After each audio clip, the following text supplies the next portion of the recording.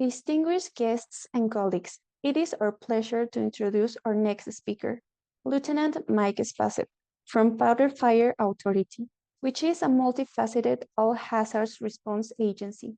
With 15 years of dedicated service in the fire department and 12 years of specialized experience on the hazardous materials team, he brings a wealth of knowledge and hands-on expertise to the fight.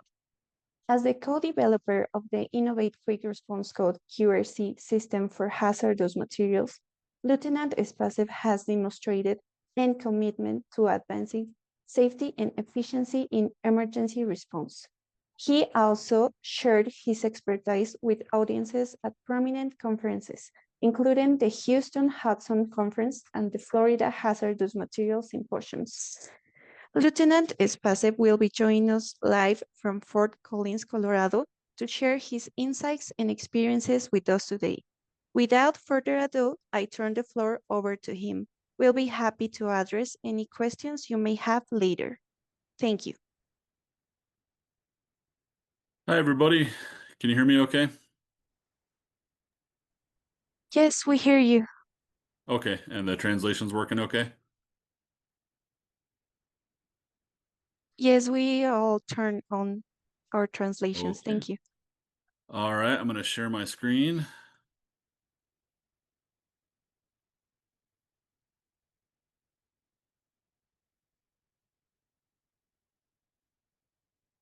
All right, should see the presentation. Am I good there? Yes, we can see it. All right, well, welcome everybody. It's an honor to be here today. I'm pretty excited to share a little bit about what I know with you. So hopefully some of this can help us out. So today's symposium, we're talking about the HAZMAT acronym, which our department uses to respond to hazardous materials events. It's a great way to stay organized and run the call efficiently.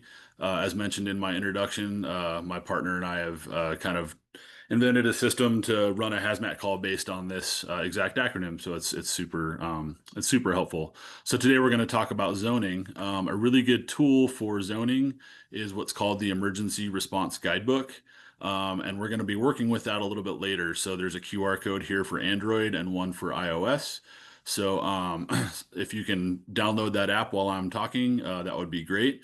I'll have this up for the next 10 or 12 slides. So if you don't get it right now, don't worry about it. It'll be in the top right corner on most of the rest of the next slides.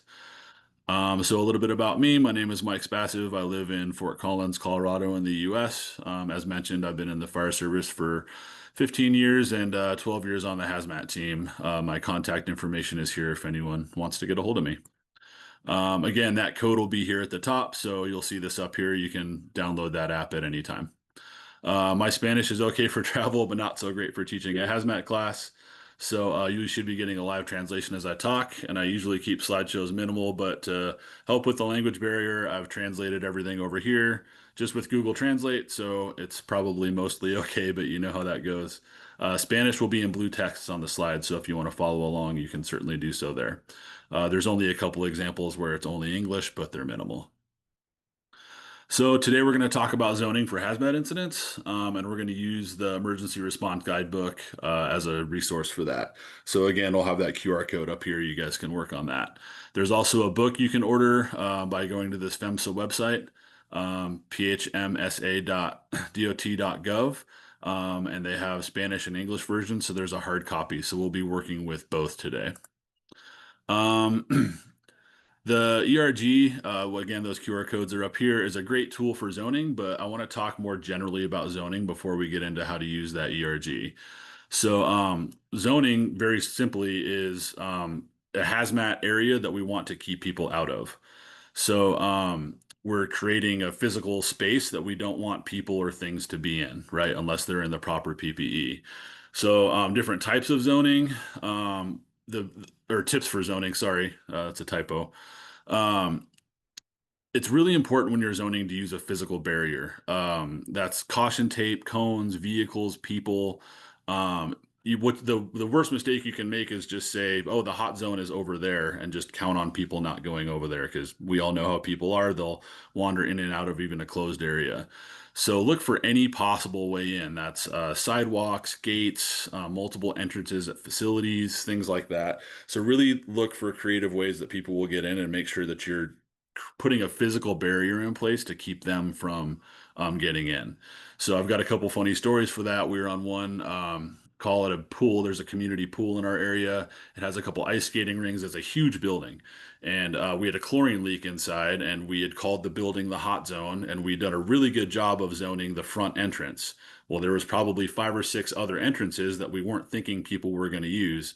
And what happened is employees, as the call progressed, were just showing up, and they had keys to the side doors. So they were letting themselves in the side doors. And then they were now in the hot zone. So if I had to do that over again, I would have probably posted people at each one of those doors to make sure nobody went in. So just a good illustration of how using a physical barrier or a person is really important. We were on another hazmat call for an arsenic leak, and there was a truck parked in a fenced-in area. And we're like, wow, this is great. It's already in a fenced-in area. It's already zoned. We're good to go. Well, about halfway through the call, somebody went through a gate on the far end of the fence that wasn't locked. We just assumed it was locked. There was a chain around it, but it wasn't locked. So somebody just wandered right through the scene in the middle, which was kind of funny. So just a good example of using a physical barrier, and make sure that you're really thinking of all the ways that people can get into the scene. So zoning in general, this is how you're going to see a traditional hazmat zoning set up on a hazmat call. So you'll have the red zone, which is where the hazard is, and you need personal protective equipment in there. And then you'll have the warm zone, which is where our decontamination area is going to be. And this is where we're potentially bringing contaminants out of the hot zone. And then you'll have your green zone, which is like an area of, like, it's a safe area. There's no PPE needed. This is where we're going to put command post, staging, all that kind of stuff. I think this type of diagram leads to a little bit of confusion, because people tend to think that you need like one level of PPE here and another level here. The way I look at it is the edge of the hot zone should be the edge of your threat. So I prefer to look at zoning a little bit like this. I got to sneeze, so excuse me. Maybe not. Um, so I like to look at the hot zone as the edge of your threat. The decontamination corridor, which is your warm zone, is a zone, but it's not like a circle around the hot zone. It's more where you're bringing potential contaminants out. I should be completely safe on the edge of the hot zone or the warm zone in shorts and a t-shirt. So the edge of these zones is the edge of your threat. So I think this diagram is a little bit more practical and illustrates the point you're after there. So we have our edge of our threat, and then where we're potentially bringing contaminants out here. But how do we determine how big or small my hot zone is? Well, that's where we're going to use the ERG. Again, here's that QR code. If you haven't already downloaded that app, go ahead and do that now. We're going to be working with it in a few minutes. So very generally, the ERG will recommend initial isolation distances, or your hot zone, solids of 25 meters, liquids of 50 meters, and gas of 100 meters. That's very, very, very general, right? And I keep that in mind. If you can remember 25 meters for solids, and you double it 50 meters for liquids, and double that again for 100 meters for gas, then it's an easy way to remember it. But it's not always that simple, so we want to use the ERG in full in order to get our proper zoning, which is what we're going to do here. Excuse me one second. So again, here's the app, if you haven't downloaded that yet. So first we'll cover what type of information is in the ERG, then we'll cover how to use it. So this will be the last slide with the app link. So I'll leave it up here for just a second, let you all download it.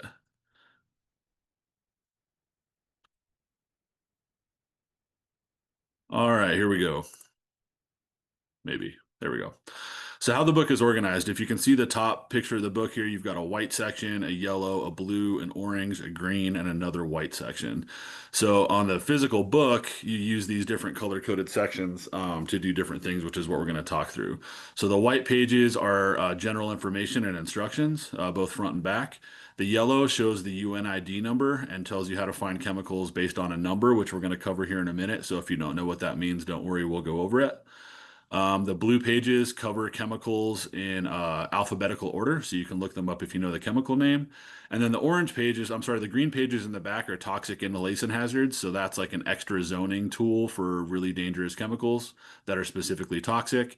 And then the orange pages are what we're after here. So the orange pages are informational pages, and they tell you what to do for an emergency with that chemical. So potential hazards, public safety, emergency response, that kind of stuff. Again, we'll go over that in detail. So the yellow, blue, and orange sections are the pages people use the most. And I find that this book, some of the best information is in these white pages, and people often overlook it. So I want to go over some specific stuff that's in these white pages because they can be really helpful, but a lot of people just kind of skip over these. So the white pages on the app, this is what the app looks like, are going to be in this reference material section right here. And I apologize, I could only get I could only download the English version, so I don't have the Spanish version on the screen.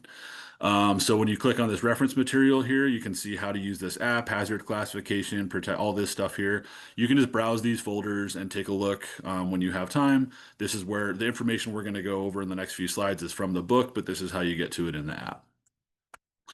So for hazmat response, it's really important to understand what the hazard class you're dealing with is. And we'll go over what specific hazard classes are here in a minute. But understanding the hazard class is one of the most important things to me on a hazmat call. I'm not very worried about what the chemical specifically is. Like, I don't care if it's gasoline or acetone. I am more concerned that they are flammable liquids, right? I'm concerned that they can catch fire and that they're liquids so they can run away from their location. So again, I don't care that much what the specific chemical is. It's really nice to know if I can get it, but what I really want to know is the hazard. And then once you understand it's a flammable liquid, you can start using your hazmat acronym, your hazard identification. You can develop an action plan and move on to zoning. So the white pages of the ERG start with very general chemical information, and then it gets more detailed as you go. So in that white section of the ERG, one of the first things you're going to come across on page 6, and again, this is in your reference material on the app, is hazard classifications. So there's 9 hazard classes within this system, and they're separated into subclasses. So again, this is what I'm really after. What is the hazard class? What is the hazard I'm protecting against, right?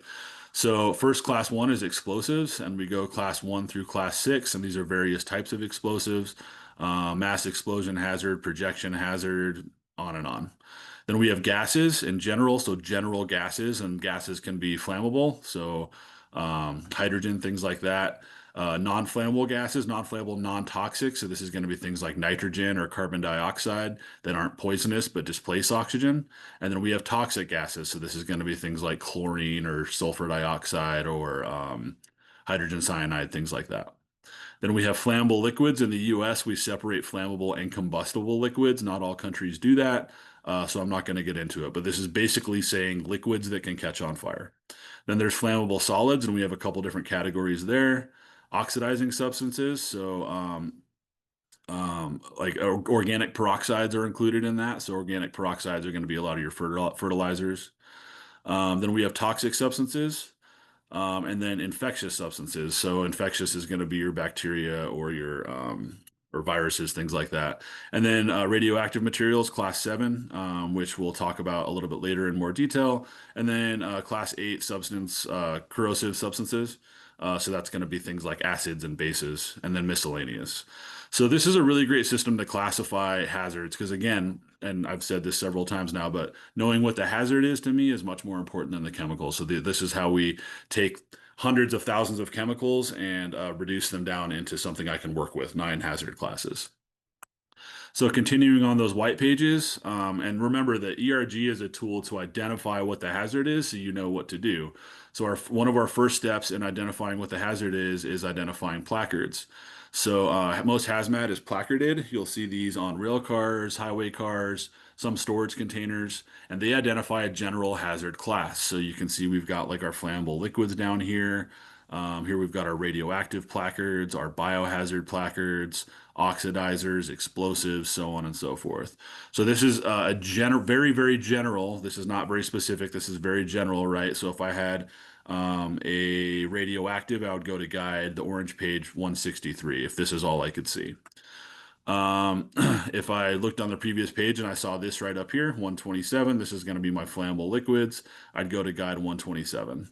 And I start seeing here, I've got potential hazards, public safety, emergency response, spill or leaks. And then in this class, we're looking after the zoning.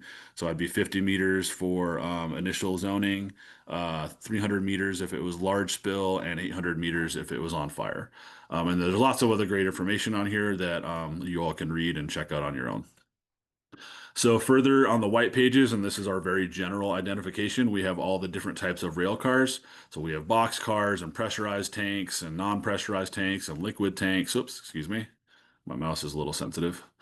Um, so for example, if I saw this tank right here, it would bring me to guide 131. So again, very general um, identification going down to more specific. The same thing is true for over-the-road tank cars. They have the silhouettes of all these here.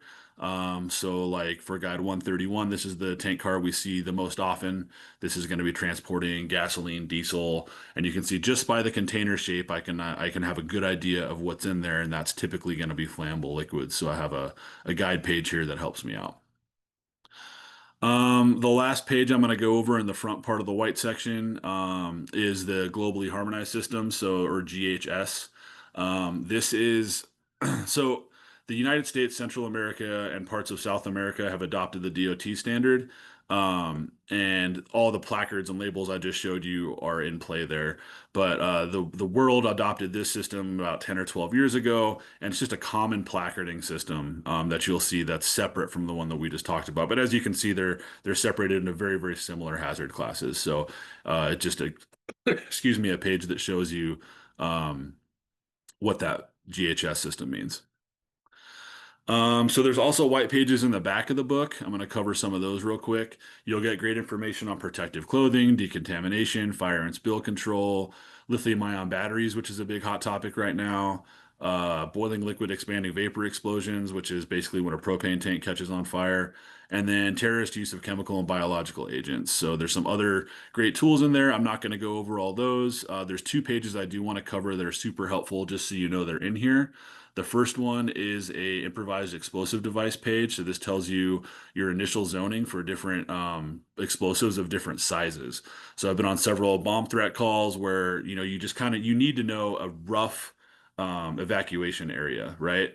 So this is based on size. So like a small pipe bomb, 21 meters initially, 366 meters preferred. And then as you get up to the explosive the size of a semi, you can see your isolation distances get even bigger. So this is a great tool for those initial setups because when a bomb threat comes in, you don't know how much it is, you don't know where it is. So like this just gives you a good initial idea for what you might want to do based on the initial reports. The last page I'll cover in the white pages before we get into the rest of the book is going to be these emergency contact numbers. So this is towards the back of the book. In Canada, they use Canutech. In the United States, they use Chemtrec. And then in Mexico, you've got Senecom and these other resources. Argentina, Brazil, Colombia, Chile, these are all your emergency contact numbers for who to get a hold of. These people can be anything from help you get the right emergency services on scene to helping you with chemical information. It's all going to depend on your country's emergency contact number and what they provide. So that's the general stuff and information that's in the white pages. Now we're going to kind of cover the rest of the guidebook and how it's mostly used. So by and large, you use the yellow and the blue sections to identify a chemical, and then those take you to an orange page, which tells you what to do about it. So I'm going to go through an exercise using an identification with a UN number here in a second. We're going to do one together as a group using the app. So right now I'm just going to show you the book. So don't feel like you have to follow along in the app right now. You can just kind of look at the book and we'll all do a app one together. So here we're back to our placards, right? So we have our general placards. And here I see a red placard with 1203 in the middle. So this 1203 number is called the UN ID number. So this is basically this chemical's identification number within this system. So I would go to the yellow section of the guide, and here's a page out of the yellow section, and I'd look for 1203. So I'm scrolling down numerically, and I'm like, oh, 1203 right here. So I see 1203 brings me to guide 128, but I also see 1203 has several different names here.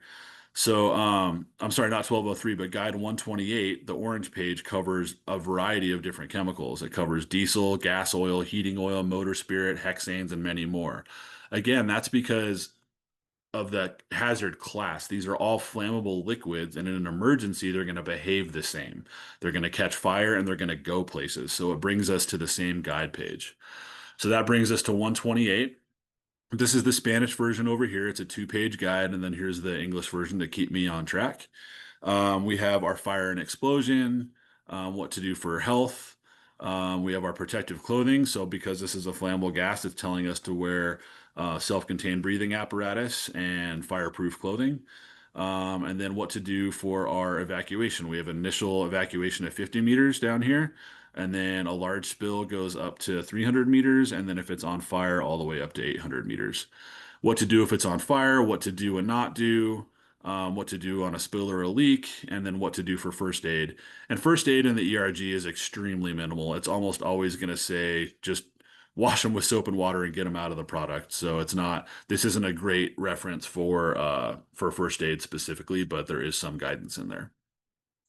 So now we can practice with the app. So if you all want to get the app out that you just downloaded, and I'll give you a minute to open that.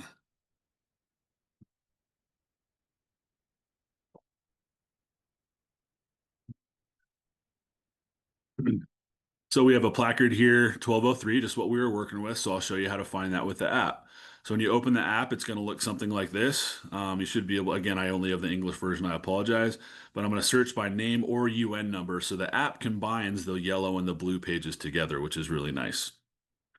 So then we enter in 1203, and I see that it could be any one of these chemicals, but it's all bringing me to guide number 128.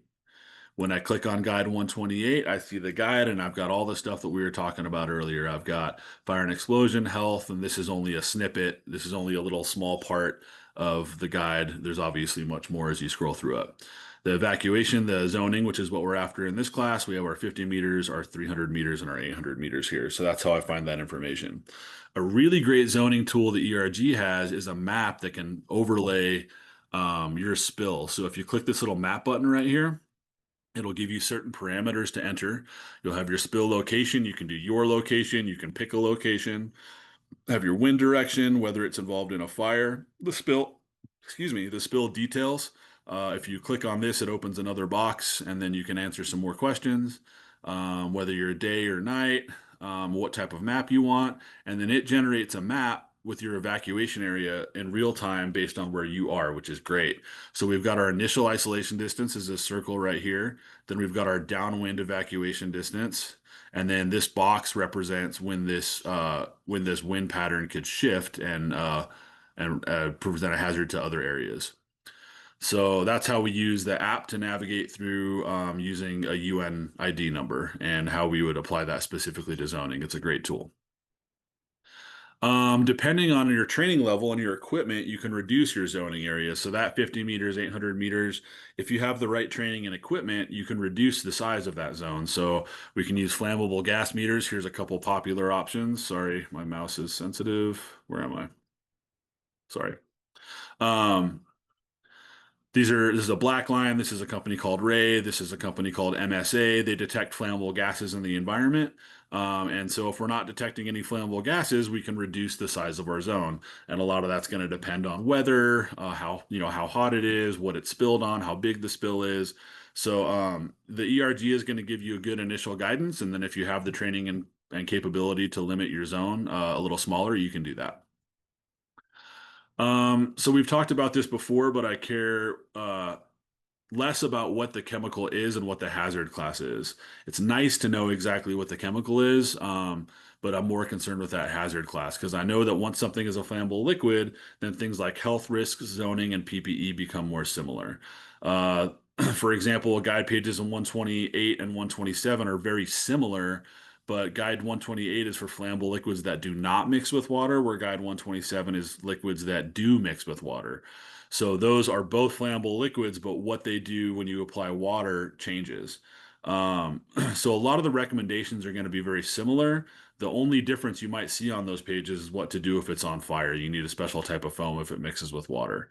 So as we can see in our placard up here with 127, we went to 128 earlier for gasoline, but these general placards take you to 127, and 127 is a little bit more dangerous than 128. It has more challenges.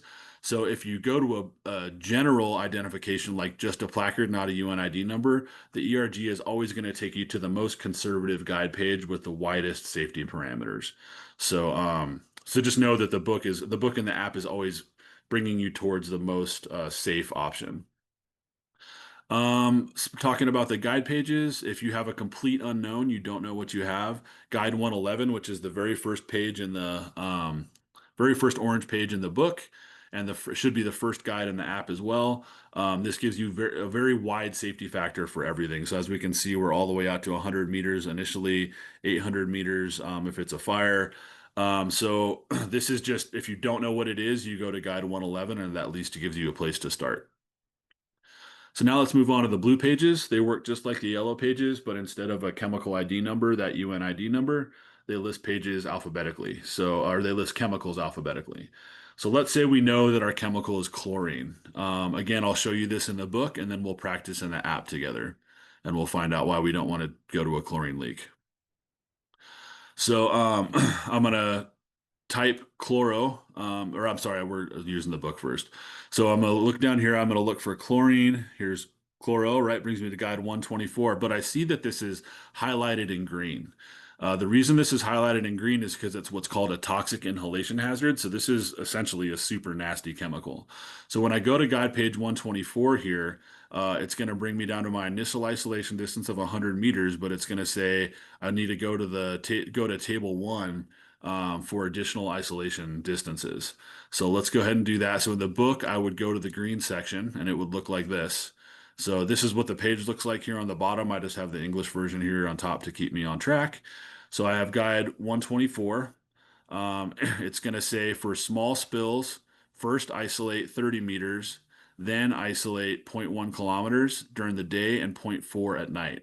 That's because chemical leaks are going to behave differently during the day and during the night because of humidity levels, what the air is doing, temperature, all that kind of stuff. Then they have small spills here and large spills here. So if we have a large spill, we go 400 meters initially. In the day, it'd be 1.4 kilometers, and at night, 3.3 kilometers. That is a huge area to evacuate. So anything in this green section is going to be the toxic inhalation hazard. These are typically very, very, very poisonous to human gases. So, I mean, chlorine was a chemical weapon used in World War I, so it's not very surprising that we have such huge isolation distances here. So let's practice with the app. So we'd open up that app again, and we'd go to search by name or UN. In this case, we're searching by name. So I'm going to put chlorine in, and I see guide 124, and I see the green highlight in guide 124. Then it brings me to 124, and I have my initial isolation of 100 meters, and then it says if I have a spill, I need to go use this green section. So I do the same thing I did before. I'd use that map function at the top. And in this one, I put on, yeah, I've seen a couple surprise faces float up. Yeah, it's pretty startling. So in this one, I chose Mexico City. I went right downtown, wind direction out of the west. It's not on fire. Spill details, I did a large spill during the day, and I mapped that over Mexico City, and there's our isolation distances, which is startling. I mean, this is, uh, I don't like going to chlorine leaks. They're not super fun because of this reason. It can really be a significant area. So this is we've done something like kind of an everyday chemical and kind of a worst case scenario chemical. But the nice thing is it overlays it exactly where you're at and shows you the area you might need to evacuate. So in the I'm not sure what resources you have in Mexico, but in the United States, our dispatch system could do what's called a reverse 911 page and help evacuate that area through just calling people and telling them to get out of that area or whatever. So obviously complicated, but a complicated incident to run and kind of worst case scenario, but this is a great starting point. So let's move on to radiation a little bit and the ERG, since this is more of a radiation specific symposium. So the orange guide pages 161 through 166 are for radioactive substances. And remember, all radiation is, no matter what the type of source or whatever it is, the recommendations are all in those 5 guide pages. So when you look at your initial zoning, pages 161, or I'm sorry, guide 161 through 165 recommends initial isolation of 50 meters. And then 166 has a green section. So we come here in 166 and we have our larger isolation areas. This is less for the radiation hazard with those chemicals, but it's because these radiological chemicals are also toxic inhalation hazards. So these are calls I really don't want to go on, and by and large pretty rare. So as far as zoning goes with the ERG, it's going to start with 50 meters and then tell you to do more based on that. And then if it's a 166, it'll give you a larger area. So let's talk about radiation and zoning specifically. So I know previous classes in this symposium already talked about some of this, but I'll just review it again in relation to zoning. So there's multiple different types of radiation. The three that I think about the most are alpha, beta, and gamma radiation. Alpha radiation has mass, and because it has mass, it doesn't travel very far. Um, Alpha radiation can contaminate things and people. And I want to talk about contamination versus exposure a little bit. We'll do that in another slide. But contamination is when you have it on you versus if you got exposed to it. So we'll talk about that in a few minutes. Alpha radiation can be blocked by paper, skin, thin plastic, things like that. I like to think of alpha radiation like a ping pong ball. So if a ping pong ball will stop it, it'll probably stop alpha radiation. Beta radiation has mass, but much less. It travels further than alpha, but not very far. And it can also contaminate things. And it can be blocked by thin metal, thicker plastic, glass, things like that. So I like to think about beta like a BB gun. So if a little pellet gun would shoot, if whatever you're shooting with a pellet gun would block the BB or the pellet, then it'll probably block beta radiation. And then gamma is a wave. It travels very far, and it's only blocked by things like lead, water, concrete. So I like to think about gamma radiation like a rifle. If it'll stop a rifle bullet, it'll probably stop radiation. So this is relevant to our zoning conversation, right? Because I might be able to help my zoning by putting up physical barriers or going behind a building or behind a car. All of that is going to help, and we'll talk more about that here in a little bit. So contamination versus exposure. I would much rather be exposed to radiation than contaminated with radiation. So alpha and beta are a bigger threat here because if I get it in me or on me, I can spread it. And if it gets in me, it will continue to expose me while it's inside of me. Alpha and beta radiation is extremely regulated in the US. It's very hard for us to acquire and come by. So although it could be present, it's just not very common for us to come by. Gamma rays are way more, they're more useful in a lot of the fields where we see radiation in the field for like construction, where like they'll take a hot gamma source and they'll project that down into the earth to measure ground density before they build buildings or roads, or they'll check for leaks on gas pipes with it. So, gamma radiation in like the construction and building world is much more useful. So that's why there's more of it out there. But when you get exposed to a gamma ray, you are exposed to it, but you're not contaminated. So it's like when you go to the doctor and you get an X-ray. You've been x-rayed, but when you leave the doctor, you're not contaminated with radiation. You've been exposed to a ray, but you're not like carrying contamination out of the area. So in relation to zoning, that's important because with gamma radiation, you have to worry much less about decontamination because once they've been exposed, they're not going to make the hot zone bigger by moving around. An exception to that would be a dirty bomb. So this is where somebody would take an explosive and put a gamma radiation source on it and then blow that up, right? So now we have small little pieces of a radioactive source that are emitting gamma radiation. So you could get a small piece of source in you that has gamma radiation that's emitting radiation, but it's a different type of contamination than alpha or beta. Measuring radiation, the great news is that radiation can sound super, super scary. And in the hazmat world, when I first started 12 years ago, I was certainly concerned with it.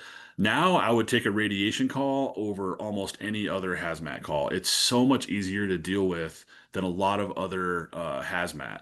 Like a liquid gasoline spill. I mean, that can spill, it can get in the storm system, the sewer system, it can catch fire, it can blow up buildings. Radiation's just kind of going to sit there. And I can measure it. We have very, very accurate meters to measure radiation. And as one of the presenters talked about earlier, our bodies are designed to handle a pretty high dose of radiation, which I'm going to cover here in a minute. So meters can help us stay safe on these calls. There's a couple different types of meters. There's dosimeters, which tell you how much radiation you've been exposed to. So this would be a total radiation dose. So think about this like the odometer on your car. How many miles I've traveled, right? What dose of radiation have I been exposed to total? And then there's dose rate meters, which tells you how fast you're getting exposed. So this is like your speedometer on your car. So if you're going 50 kilometers an hour, then your meter would read 50 radiation units per hour. So if it was 50 and you were in there for a whole hour, you would be exposed to 50 units. If you were 50 radiation units per hour and you were only in there for a half an hour, then you would only have been exposed to 25 total units. So this tells you how much you've been exposed to, and this tells you how fast you're being exposed. And then finally, there's identifiers, and identifiers are great because they can tell you the exact type of radioactive isotope you're dealing with. So they can say whether it's, cesium-137, and then you can look up cesium-137 and you say, oh, that's only a gamma source, so I only am worried about gamma radiation here.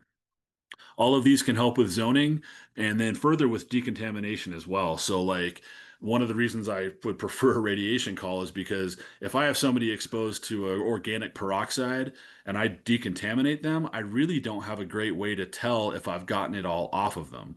I just really wash them very, very thoroughly and hope it's all gone. With radiation, I can use a radiation meter and I can scan you, and you're either contaminated or you're not. And if you're not, you're free to go. So it's nice with radiation because we can actually we have a tool that tells you whether somebody's contaminated or not. So funny picture of us at our fire station teaching a rad course. So how we keep ourselves and others safe is a principle called time, distance, and shielding. So with radiation, and this is specific to zoning, we want to limit our exposure with time, distance, and shielding. So time is our friend. The less time that I spend in the area, the less radiation dose I will acquire. So going back to my speedometer example earlier, if I lessen the time that I'm in an area, then I've lessened my total dose. With distance, distance is really interesting, and this is again related to zoning. The further away you are from it, the weaker radiation gets, and not by a little, but by a lot. So with radiation, we talk about the inverse square rule. So if you double the distance of it, if you double the distance, the exposure goes down by a factor of 4. And if you double that again, it's 4 from that location. And if you double that again, it's 4 from that location. So radiation gets very weak the further away you get from it. So just keeping your distance from radiation goes a long way to protecting you. And then finally, shielding. So we block the radiation with metal, water, concrete, get behind a car, a wall, a building, all that kind of stuff. So, like I said, as far as zoning goes, if you remember time, distance, and shielding, that kind of helps you set yourself up for success on a radiation call. Exposure limits. This is the exposure limits that my fire department has adopted. These you'll get different numbers based on the different reference you're looking at. But what I want to show you here is radiation can sound really scary, but our bodies can handle a lot of radiation before it really starts having bad health effects. So I'm not going to get in. There's different units of measure with radiation, and all I'm going to say about the unit R is that it's a lot. It stands for a lot, like a lot of radiation, not a little bit of radiation, like a ton of radiation. When you're measuring things in the R range, you're dealing with an extremely hot radioactive source. So our bodies are very good about handling radiation. We're exposed to cosmic rays, radiation from rocks and minerals in the ground, X-rays when you go to the doctor. When you fly in an airplane, your radiation risk goes up. Because you're higher, you have less atmosphere protecting you. And luckily, humans have extensively tested how much radiation it takes to cause increased risk to things like cancer. So like I said, these are our guidelines. So I could absorb up to 5R and still be safe.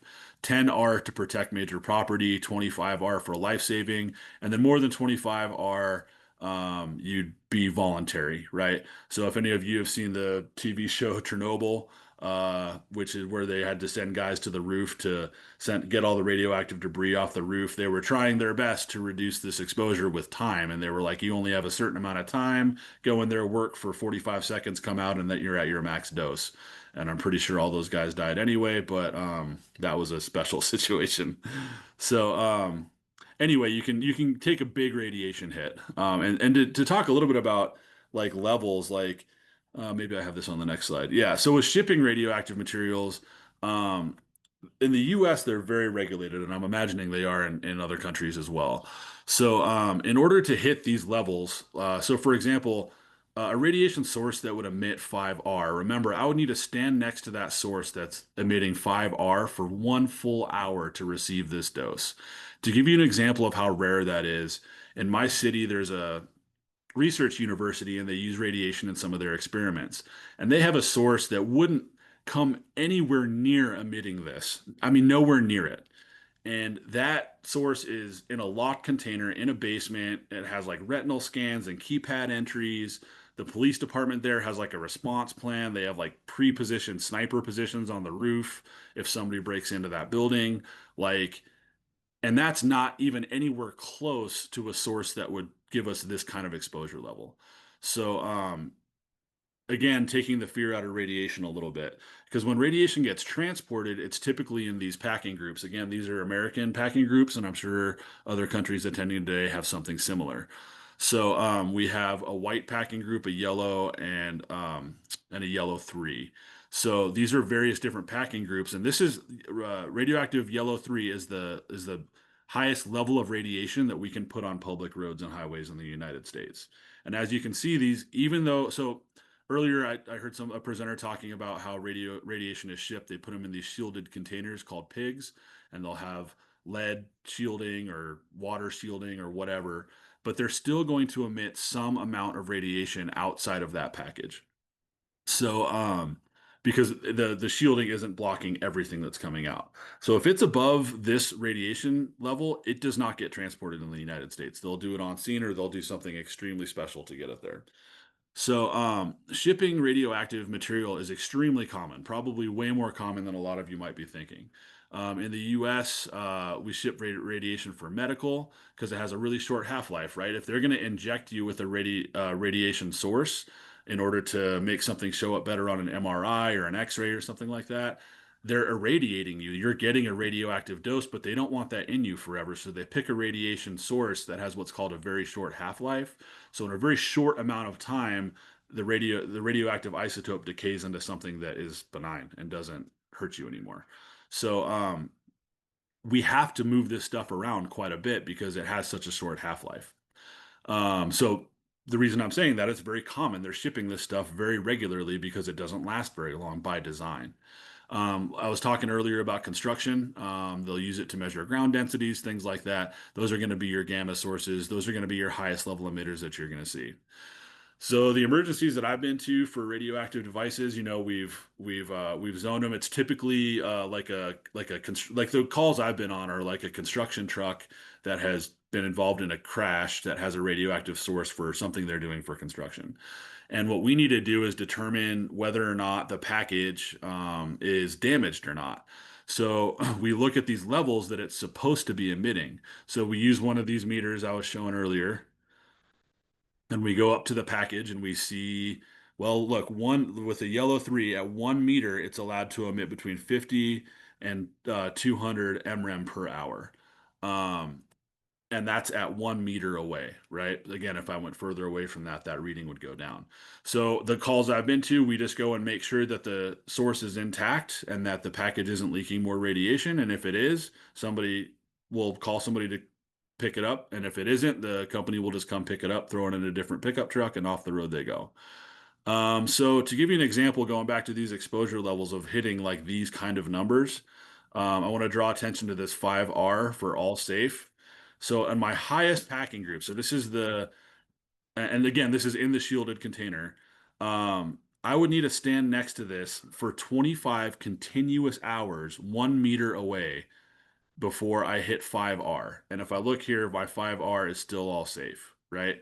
So, and again, that's when it's in the container shielded, right? But just giving you an idea of how regulated this stuff is and how, generally speaking, safe it can be, depending on what's going on. Obviously, if somebody's using it in a nefarious way as a bomb or trying to expose somebody, these are out the window. But generally speaking, when hazmat is transported, it's in a very safe container.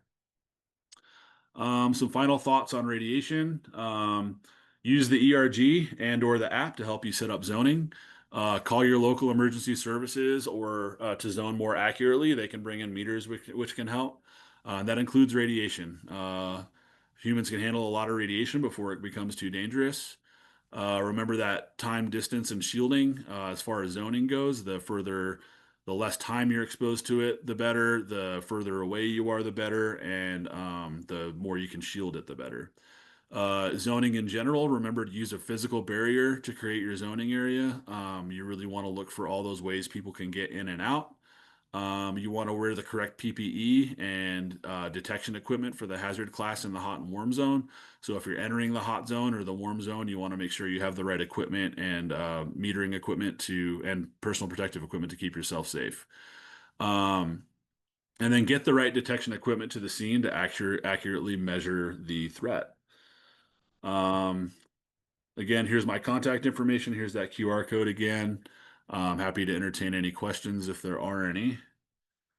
And I've shared my presentation with the presenters, and I'm sure they'll probably share that. Let me stop my screen sharing here. Thank you, Lieutenant Mike, for sharing your valuable insight and experience with us today. Your presentation on hazardous materials response on the Innovate Quick Response Code has been truly enlightening. Thank you. And we appreciate the time and effort you took to join us live from Fort Collins, Colorado. And obviously, we make a special thank you for considering the translation of your slides. So it will be more accessible for us and for the audience. Thank you. You're About the welcome. It was an honor. Thanks for questions, having me. I thank you a lot.